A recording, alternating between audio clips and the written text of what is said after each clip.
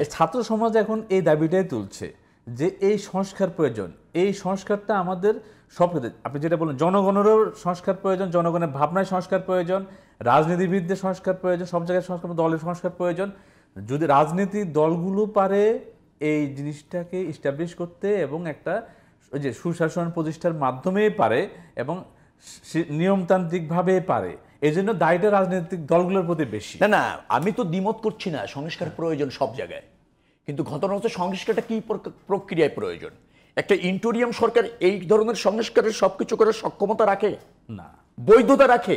সেখানে আমি বলছি তারা পথটা তৈরি করে দিতে পারে এবং সেই পথে যাতে হাঁটবেন কিনা সেই পথে যাতে রাজনীতিবিদ এবং দলগুলি চলতে বাধ্য হয়, তার একটা আবহ তৈরি করতে পারে মাত্র। আমি জেনে বুঝে দায়িত্ব নিয়ে বলছি, আবহ তৈরি করতে মাত্র।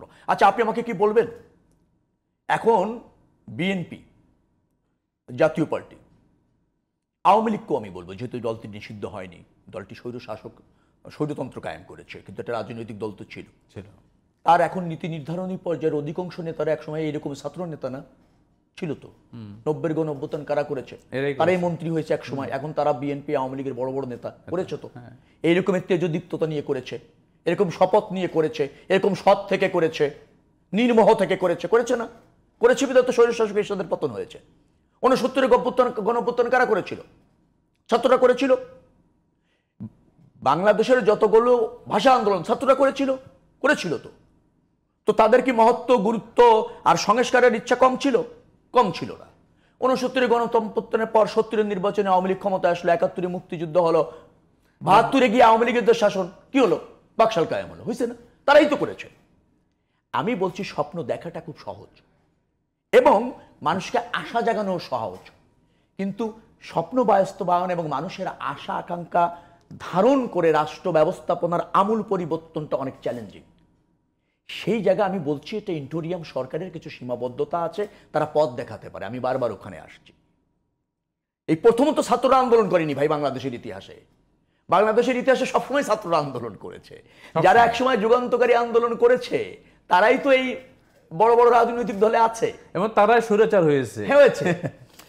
এই জন্য আমি বলছি যে আছে বেশ কিছু সীমাবদ্ধতা আছে, কিন্তু আমরা স্বপ্ন দেখতে চাই, এই সরকারটাকে সহযোগিতা করতে চাই।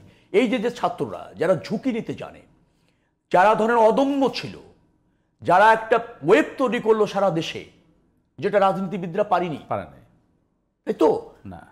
তো জনতা তাদের সাথে গেল, সব রাজনৈতিক দল তাদের সমর্থন দিল, এটা মহৎ কাজ, অবিস্মরণীয় বিজয়। এবং ওদের এই যে ছাত্রদের বিপ্লব এবং এদের গল্প শুনলে গা শিহরে উঠে। আচ্ছা, এরা কত ত্যাগ এবং কত, মানে যেটা বললেন যে আসলে আমরা বড়রা পারি নাই, আমরা বড় রাজনৈতিক দলগুলো পারি না। পারি না একটা কারণ আছে, আমি একটা বাক্য বলবো, পারি নাই একটা কারণ হচ্ছে, সেটা হচ্ছে যে আমাদের রাষ্ট্র, আমাদের রাজনৈতিক চর্চা, রাজনৈতিক ভীষণ, রাজনৈতিক লক্ষ্য পরিশুদ্ধ ছিল না।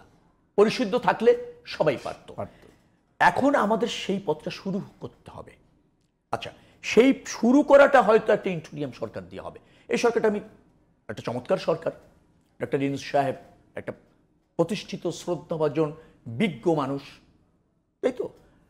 তিনি সারা পৃথিবীতে একটা একদম শ্রদ্ধাভাজন আইকন।